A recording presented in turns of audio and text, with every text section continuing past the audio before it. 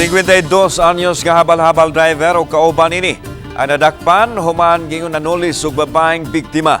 Nahimo nila kuno ang krimen aron adunay ikasuporta sa ilang bisyo sa online gambling. Ano ang report? Kung ikabalik pa lang ang panahon, dili na gyud mosulod sa bisyo sa sugal. Mao kini gipadayag nga pagbasol sa 52 anyos nga habal-habal driver nga natanggong karon sa detention cell sa Mabulo Police Station. Kauban usab niya ang 29 anyos nga nagumon usab sa online gambling. Ilang giangkon niya sila ng labni ug bag sa usa ka babaeng biktima sa barangay Mabulo, Dakbayan sa Sugbo. Matod nila nga pareho silang pildero sa sugal ug tungod kay gusto nilang makabawi, nagkasabot silang manglabni. Samtang nagsakay sila sa gimanihong habal-habal, ilang naagian ang babaeng biktima nga nagdala og bag og ilahang gilabni. Nagkapangayo og tabang ang biktima hinungdan nga nakulatahan sila sa mga tao og naatol usab nga dunay mga pulis ditong dapita og sila nadakpan. Nabawi ang bag og ang sulod nini nga 3,800 pesos gikan usab sa mga suspect. Pag-agis biktima ilang gilapihan.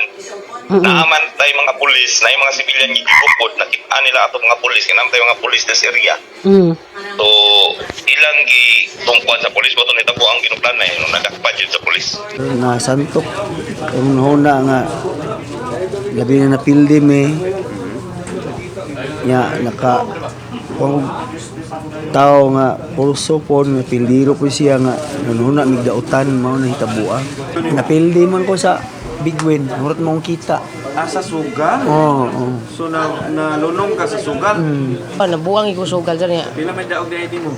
Permiro, nakadaog og 3,000 kapen. Pagsunod, pilde hurot akong sweldo ng 4,000 kapen. Hantod, wala na jud ko kadaog hantod ato. Gidugang sa mga dinakpan nga unang higayon nila nga nabalhog sa prisuan tungod sa bisyo.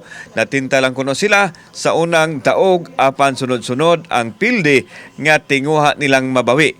Busa ana sila'y tambag sa mga tao aron dili mahisama sa ilahang gidangatan tungod sa bisyo. Kanang uban diha nga mga sugarol, naot ko nga unta ka una sila na kung